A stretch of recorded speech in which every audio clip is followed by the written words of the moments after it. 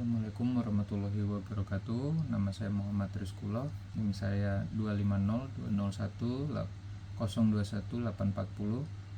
Pada kesempatan kali ini saya akan menjelaskan 3 dari 10 soal ujian akhir semester dari mata kuliah Perekonomian Indonesia.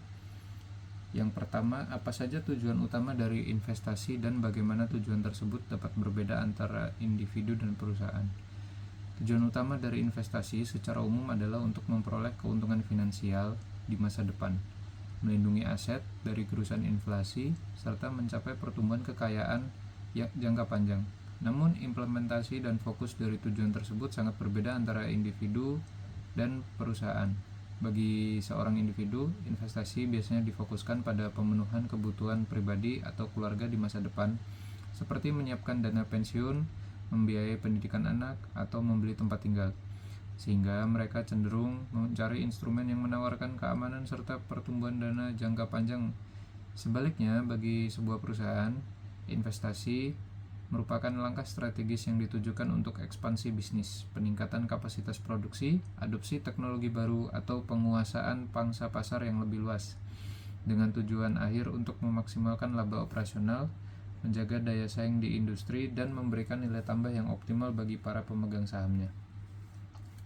Kemudian, sebutkan dan jelaskan 3 produk utama yang diperdagangkan di pasar modal. Berikan contoh nyata dari masing-masing produk tersebut. Ada 3 produk utama yang aktif diperdagangkan di pasar modal, meliputi saham, obligasi, dan reksadana.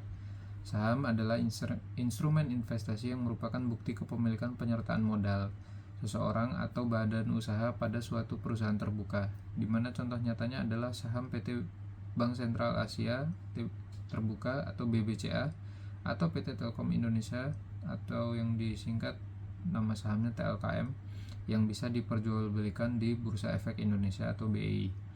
Obligasi merupakan surat utang jangka menengah hingga panjang yang dapat dipindah tangankan, berisi janji dari pihak penerbit untuk membayar imbalan berupa kupon bunga pada periode tertentu dan melunasi pokok utang pada waktu yang ditentukan, seperti contohnya obligasi negara retail seri ORI 023 yang diterbitkan oleh pemerintah Indonesia. Sementara itu, reksadana adalah sebuah wadah yang dipergunakan untuk menghimpun dana dari masyarakat pemodal untuk selanjutnya diinvestasikan dalam bentuk portofolio efek oleh manajer investasi profesional, dengan contoh nyata seperti reksadana saham Sukorinvest Equity Fund atau reksadana pasar uang Bareksa. Kemudian yang ketiga yaitu bagaimana pendidikan dan pemberdayaan masyarakat dapat menjadi solusi jangka panjang untuk masalah ketahanan pangan.